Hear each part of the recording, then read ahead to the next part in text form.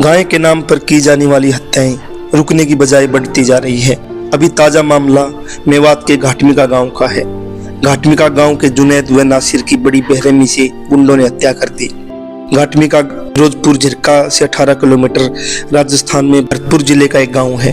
हरियाणा के अलग अलग जनसंगठनों की एक टीम, जिसमें जनमंच भी शामिल था, फैक्ट फाइंडिंग के लिए घाटमिका गई। घाटमिका जाने के बाद फैक्ट फाइंडिंग के दौरान मालूम हुआ कि इस पूरे इलाके में अलग अलग गांव में गाय के नाम पर हत्याएं की गई है और गाय के नाम पर बहुत से लोगों को उठाकर पुलिस के मार्फत जेल में भेज दिया गया है, जिनकी बड़ी बेरहमी से पिटाई की गई है। घाटमिका गांव में जो घटना हुई है, जिसने पूरे देश को हिला दिया है कि घाटमिका गांव के 2 नौजवानों को गौ रक्षा के नाम पे फिर एक बार उनको मार दिया गया। गाय रक्षा के नाम पे जो एक गुंडा टोल घूमता हरियाणा के अंदर, जिसको हरियाणा सरकार का भी डायरेक्ट इनडायरेक्ट उनको समर्थन मिला हुआ है, वो उनको उठाता है और उठाने के बाद उनको बहुत ज़्यादा पीटता है। जो पूरी खबरें आई हैं, पीटने के बाद पुलिस को सौंपता है, लेकिन पुलिस सौंपने से लेने से मना कर देती है। ये आरोपी ने कबूला, जो एक गिरफ्तार किया गया। उसके बाद उनको मार दिया जाता है और फिर लोहारू के पास ले जाकर, जहाँ से उठाया उससे 200 किलोमीटर दूर ले जाकर उनको जला दिया जाता है गाड़ी के साथ में। आज उस गांव में हम फैक्ट फाइंडिंग के लिए आए हैं, अलग अलग संगठन हैं, तो एक बार हम बात करना चाहते हैं गांव के लोगों से कि नमस्कार सर, क्या नाम आपका? मेरा नाम इस्माइल है। क्या काम करते हो आप? अपना जमींदार खेती करते हो। कितनी ज़मीन है खेती की? ये 5-6 बीघे ज़मीन। 5-6 बीघा ज़मीन। और मैं पूछ रहा हूँ कि आपका राशन कार्ड कैसा है? राशन कार्ड मेरा तो वो सही है, पीला राशन कार्ड? पीला नहीं है। पीला नहीं है। तो ज़मीन कितनी है आपकी? ज़मीन है 5 बीघा। 5 बीघा है। तो आपका जो गांव है, इसमें कितनी जनसंख्या, कितनी लोग कितने हैं? इसमें मतलब ये कि घर तो करीब 550 है। 550? हाँ जी। तो जनसंख्या कम से कम भी होगी 3035 होगी। 3035 होगी। तो गांव में स्कूल है? हाँ, गांव में स्कूल है। तो कोई हॉस्पिटल है गांव में? हाँ, हॉस्पिटल तो है, लेकिन खुलता ही नहीं है। वो खुलता नहीं है? नहीं, बंद रहता है। हाँ, मैं एक और पूछ रहा था कि गांव में ना सबसे ज़्यादा ज़मीन किसके पास है खेती की? वो ऐसी है, बस किसी के पे 5 बीघा, किसी के पे 4 बीघा, 2 बीघा, 4 बीघा, बस मतलब सबके पास लगभग ऐसी। किसी के पे ऐसी कोई ज़्यादा ज़मीन है नहीं ज़्यादा ज़मीन नहीं है। तो मैं पूछ रहा था कि जैसे ना सरकार ने बोला कि 5 एकड़ तक का, 5 किले से कम जिसकी ज़मीन होगी उसको राशन मिलेगा, क्या यहाँ मिलता है? हाँ, मिला है, राशन मिलता है। राशन तो मिलता है। और मैं एक और पूछ रहा हूँ, नरेगा जो है कि जिसमें 100 दिन का रोजगार मिलेगा, वो काम करते हो आप लोग? नहीं, नरेगा लागू नहीं करता। और जो कभी कभार जो होता, जो करने वाला करते हैं, कुछ बेगला लोग। तो आप ना 2 बीघा 3 बीघा की जमीन जो खेती करते हो, उसमें घर का गुजारा क्या हो जाएगा? हो जाता है? बस कुछ मेहनत कर लेते हैं, मजदूरी कर लेते हैं। मजदूरी भी करते हो?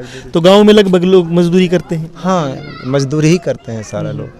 कहाँ, किस चीज़ में मजदूरी करते हैं? मजदूरी यही करते हैं। कोई रेडी लगा लेता है, कोई दुकान, छोटी मोटी दुकान कर लेता है, कोई किसी के मतलब चिनाई पे, पत्थर की चिनाई चला जाता है, कोई पहाड़ में चला जाता है पत्थर निकालने के लिए, माइनिंग में भी चला जाता है। हाँ, जैसे मतलब ये कोई जैसे धंधा कोई सड़क पर लग रहा है, जैसे छोटी मोटा कोई गड्ढा खोदना, कैसे खोदना, किसी का चिनाई चल रही है, किसी बड़ा लोग वो काम कर लेते हैं, मजदूरी। तो ये ना, जिस प्रकार से मान लो अभी इन 2 नौजवानों को, आपके गाँव के युवक थे, इनको उठाया और उसके बाद उनकी हत्या कर दी गई, जब आपको पता लगा तो आपको एकदम क्या वो हुआ कि मतलब एकदम जब पता चलता कोई खबर का, तो आपको कैसा लगा? बस उस टाइम मरना ही बाकी था। बहुत बड़ा बोझ और पहाड़ टूट गया था कि जुनैद और उसको मतलब ये जिंदा जला दिया गया। बस उस टाइम को तो अल्लाह ही जानता कितना बोझ होगा। बहुत बोझ हुआ, बहुत पहाड़ टूटा, क्योंकि निर्दोष आदमी को मार देता है कोई और फिर उसको जला देता। मारना एक अलग होता है, जलाना एक अलग होता है। जिंदा को जला देना और उसको जिंदा को पीटना और फिर उसको बहुत दूर ले जा कर के मारना और फिर उसको कोई जब खबर दे तो और उसको ढूंढ रहे थे और फिर ढूंढते ढूंढते खबर आई कि आपका 2 बालक जला दिए गए। तो बस उस टाइम तो बस बहुत पहाड़ टूट गया, बस जुल्म हो गया। मैं ही पूछ रहा हूँ, जो जुनैद है, एक बार जो जुनैद है उसकी कितनी उम्र थी, जुनैद और नासिर? जुमर की 35 साल थी, जुनैद की 35 साल थी और नासिर की 30 साल थी। दोनों शादीशुदा है? दोनों शादीशुदा हैं। जुनैद के 6 बच्चे हैं, जुनैद के भाई के 13 बच्चे। जुनैद ही पालन पोषण करता था, सारा गांव वालों पूछ लो। दोनों परिवारों को जुनैदी करता था। दोनों परिवार का जुनैदी चलाता था। एक छोटी सी दुकान कर रहा, किराए के ले रखी है। क्या काम करता था जुनैद? एक छोटी सी दुकान ये रही यहाँ सहारे ही दुकान, छोटी सी दुकान, हाँ, और किराया की दुकान है, उसमें परचून का सामान परचून का सामान थोड़ा सा धंधा करता था। मुझे ये बताओ, जो जुनैद है और नासिर है, जी हाँ, तो उनका कोई किसी से झगड़ा भी था क्या? उनको कोई झगड़ा नहीं था, किसी से कोई झगड़ा नहीं था। सारा गांव में प्यार प्रेम था। अच्छा बच्चा था, दोनों बहुत ही अच्छा था, प्यार प्रेम से रहता था, बहुत ही अच्छी तरह रहता था। दोस्त भी था, कभी कभार वो उसके पास आ जाता था, वो उसके पास आ जाता था, और हमेशा साथ ही रहते थे, सुख दुख की बदलाते थे, और बहुत ही प्यार प्रेम, किसी से कोई झगड़ा नहीं रहता था, आसपास भी नहीं किसी से, बहुत प्यारा था बच्चा। तो उन्होंने क्यों मार दिया? जिस प्रकार से उन्होंने उठाया, उनको मार दिया, मतलब इसको क्या सोचते हैं आप? क्यों मार रहे हैं लोगों को? क्योंकि मेवात के कोई ऐसा गांव नहीं बचा हुआ जहां मुस्लिम युवकों को ऐसे गाय के नाम पे न मारा गया हो। तो ये जो लोग मारने वाले लोग हैं, तो ये क्यों मार रहे हैं? देखो मैं बताऊँ, ये बहाना लगाते हैं गौ तस्करी का, और कोई गौ तस्कर भी नहीं हो उसको उठा लेते हैं, और उठा करके उनको मारते पीटते हैं, और फिर ये फूंड पे कहते हैं जो इनका आदमी बने पड़े हैं, या पुलिस कहती है कि हमारे लिए 2 लाख 3 लाख 4 लाख रुपए चाहिए, आदमी तुम्हारा दे देंगे। आदमी छोड़ देगा कि किसी को उठा लिया, हाँ जी, उसको पीटते हैं, फिर छोड़ने के नाम पे 2 लाख 3 लाख 4 लाख रुपए मांगते हैं ज़बरदस्ती। अगर तुम इतने रुपया ले आओगे तो हम छोड़ देंगे, ना तो वरना मारने की भी धमकी देते हैं, अब उनको मार देंगे हम जान से। तो ये तो वो अपहरण हो गया ना, एक तरफ का फिरौती लेना। हाँ जी, अपहरण ही किया है ना भाई। जुनैद के पास और इस लड़के के पास, कोई सा के पास कोई गऊ बरामद करी आपने? किसी नहीं न करी ना। तो गाय अगर इन पर होती तो बरामद तो होती, कोई पुलिस बरामद करती उनको, फिर बलोरो ही अपनी इनके पास, तो उसमें और फिर होती तो बरामद तो होती ना, कोई पुलिस बरामद कर, वो बरामद करते। जब गाय नहीं है तो फिर गौ तस्कर कैसे? और अगर इसके जैसे जुनैद की कहा जा रहा है, उसका नाम था, वो था, फिर यहीं बैठे रहते थे दुकान पे, ज़्यादा दिन से पुलिस कहाँ सो रही थी, क्यों ना लेगी उसको पकड़। जब उस पर केस था, मर जाता है जब केस, क्यों हो जाता है? पहले मतलब अभी केस बता रही, उसके पे केस था, पहले कोई केस नहीं था। नहीं कोई, अब बता रहे मरने पे, नहीं उसे क्या पता मेरे पे क्यों केस है, क्या पता था? तो सर, क्या आपका क्या नाम है? मेरा नाम मोहम्मद शाहिद है जी। सर, जिस प्रकार से ना ये हत्याएं हो रही है, तो इससे ना यहाँ का जो नौजवान है या यहाँ के बुजुर्ग है, वो क्या सोच रहे हैं कि ये कब तक ये हत्याएं होती रहेगी? क्या सोच रहे हैं भाई? जब तक सरकार इसको में पाबंद नहीं करेगी तो ये तो काम चलता रहेगा और बढ़ता रहेगा। और जालिम को जुल्म करना उसका एक मकसद और टारगेट होता है कि मैं किसी को मारूं और किसी का मार लूं, ये उसका काम है। वो अपना काम अंजाम देते रहेंगे जब तक सरकार उन पर पाबंदी नहीं लगाएगी, जब तक ये थोड़ी बंद हो जाएगा, ये तो चलता रहेगा। ये तो काम जिम्मेदारी बंद करना, ये परेशानी मिटाना, ये तो सरकार की जिम्मेदारी है। सरकार अमन चाहे और ऐसे हत्यारों को, ऐसे बदमाशों को गिरफ्तार करे और उनको सलाखों के पीछे डाले, तभी अमन हो सकता है। वरना हर आदमी के अंदर एक डर होता है कि मैं अगर थोड़ी लेट अगर मैं अपने घर से निकलता हूँ मिसाल तौर से, तो उसको एक खौफ होता है कि भाई कहीं 2 आदमी को 4 आदमी कब्ज लेते हैं या 1 आदमी को 10 आदमी पकड़ लेते, उसको डर तो होगा ही।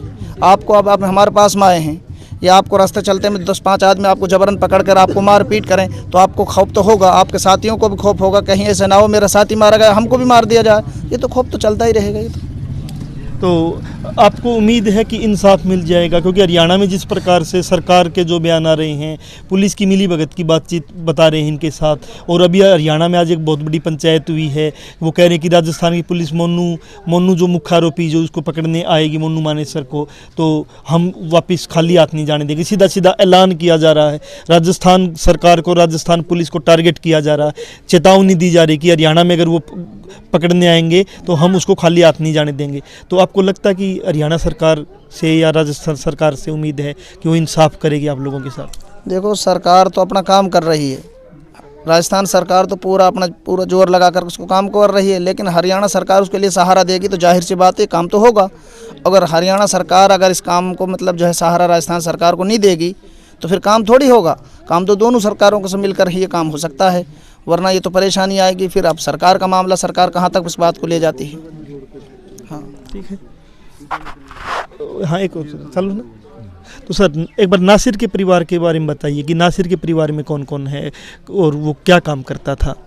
नासिर जो है बेचारा गाड़ी घोड़ा चलाया करता था, उसके कोई बच्चा है नहीं, शादी तो कई साल हो गई, बच्चा उसके हुआ नहीं। अब उसके एक पत्नी रह गई, अब परिवार में कौन है? 2 भाई हैं उसके, हुआ एक अभी अकेली पत्नी रह गई। अकेली पत्नी रह गई है। हाँ, अब उसने भाई की लड़की एक गोद ले रखी थी, अब वो बच्ची है उसके साथ में, अब पता है उसका पालन पोषण भी करने वाला वही था, तो आज वो दुनिया में नहीं है। उनके पास कोई खेती की ज़मीन है कुछ? ना तो थोड़ी बहुत होगी, बीघा आध बीघा होगी, जमीन कम है, ज़्यादा ज़मीनें हैं नहीं। ना ज़्यादा जमीन नहीं है यहाँ, जमीन कम है, कोई आधे बीघा खेती हो कोई तो आधे बीघा 2 बीघा। क्या नाम?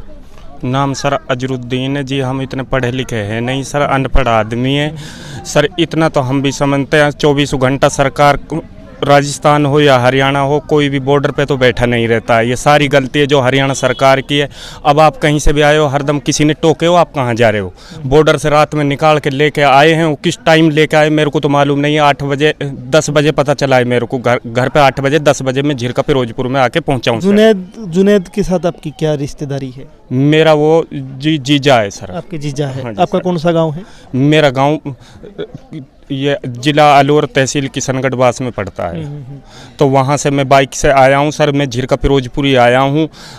झिरका फिरोजपुर में पुलिस वालों ने हमको धक्का मार के वहाँ से भगा दिया, और सारा ये केस वहीं पे हैंडल हो रहा है। झिरका फिरोजपुर में कई ATM लगे हुए हैं, कहीं डोलने की ज़रूरत नहीं है, सारा कुछ फिरोजपुर में रखा है।